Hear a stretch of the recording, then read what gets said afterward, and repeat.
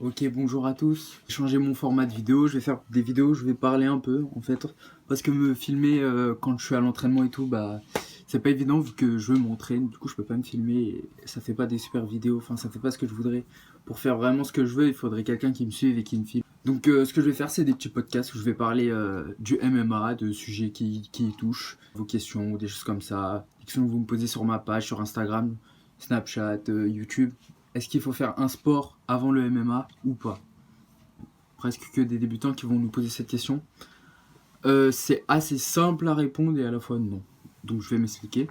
Alors déjà on va partir de la base de ce que c'est le MMA. Alors le MMA, c'est surtout un sport divisé en trois compartiments. Vous allez avoir le compartiment pied-point, donc boxe debout. Ça va être boxe taille, je vais dire. Après, on peut faire que de la boxe anglaise et tout. Mais on va dire boxe taille parce que il y a les low kicks, les middle, les high kicks, les coups de coude, les genoux, enfin les coups de poing, les crochets, etc. Ensuite, vous avez les sports de préhension, donc c'est le deuxième compartiment. Ouais, on va dire judo et lutte. Et ensuite le sol, jiu-jitsu brésilien, lutte à livrer, grappling, etc. Donc ça, c'est les trois compartiments du MMA. Un combattant, il en a un, oui, qui va préférer, ou deux, ou trois, ou aucun. Ce serait chiant pour lui. Et donc le débutant, ce qui se dit souvent, ou ce qu'il a entendu dire, ça va être qu'il doit faire un autre sport avant.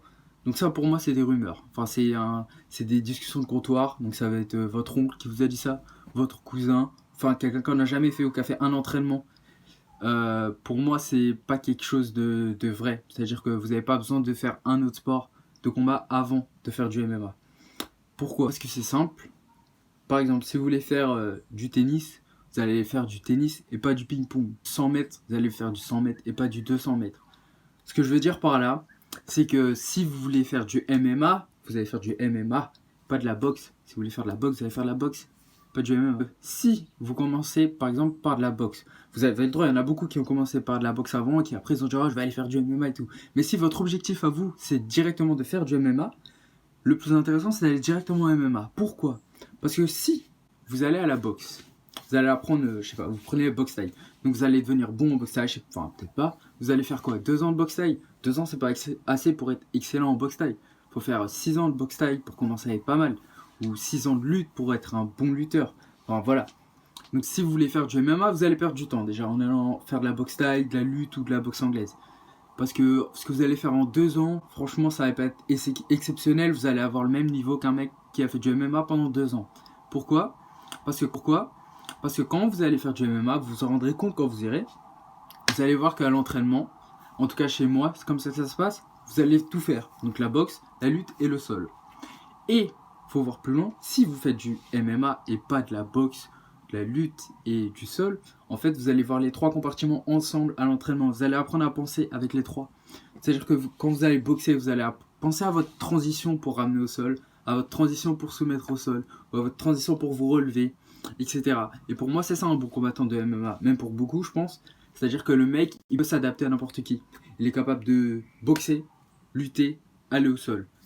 Et pas de juste boxer, de juste lutter ou d'aller au sol. Et du coup, face à eux, les game plans ils sont faciles. Si c'est un boxeur, je le ramène au sol. Si c'est un lutteur, je le boxe, c'est mieux. On peut aller au sol aussi pour le soumettre, mais il va être un peu relou avec ses positions. Ou alors un Jujitsuka, je boxe et je l'empêche de me coller. Ça va être ça les game plans basiques contre eux.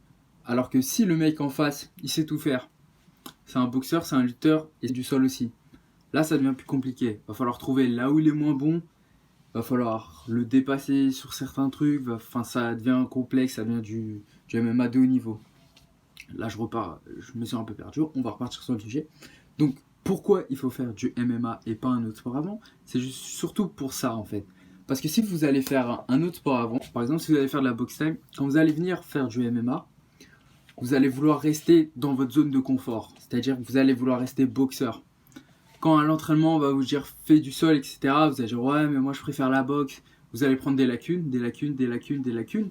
Et si un jour vous montez en compétition et que vous rencontrez un mec qui est complet, bah le mec, il va se rendre compte que vous boxez super bien. Du coup, il va se dire on va aller faire un tour au sol. Il va vous ramener au sol.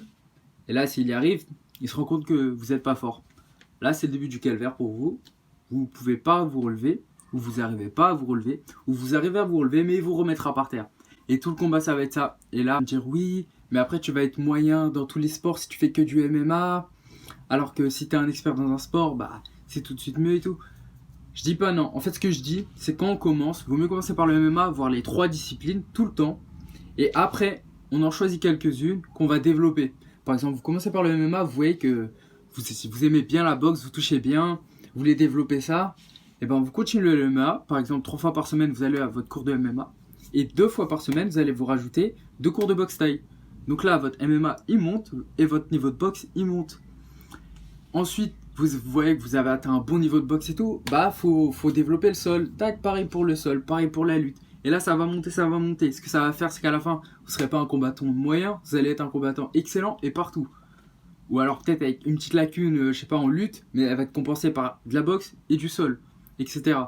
Pour moi, l'objectif, en fait, c'est d'être meilleur de son adversaire partout. C'est-à-dire qu'il faut avoir un cardio de malade, un physique de ouf, un sol de ouf, une lutte de ouf et une boxe de ouf. Pour moi, c'est ça le MMA. Il faut être bon partout dans les trois. Il y en a qui vont dire que c'est impossible. Moi, je sais pas pourquoi ça serait impossible. Je pense qu'on est tous capables d'être bons en boxe, bons en lutte et bons au sol. Donc après, il faut arrêter aussi. Il y en a qui cherchent ça comme excuse quand ils vous parlent. Ils se rendent compte que vous faites du MMA. Ils vous disent oui, moi aussi je veux en faire. Mais on m'a dit qu'avant il fallait que je commence par un autre truc. Alors là, je vais faire 2 ans de boxe.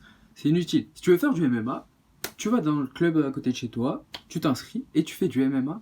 Et après, une fois que tu commences à apprendre le truc, là, tu peux aller faire un peu de boxe pour développer ta boxe encore plus. Parce que déjà, juste avec le MMA, tu vas beaucoup apprendre. Moi, la 3/4 de ce que je sais faire, je l'ai appris au MMA et pas ailleurs.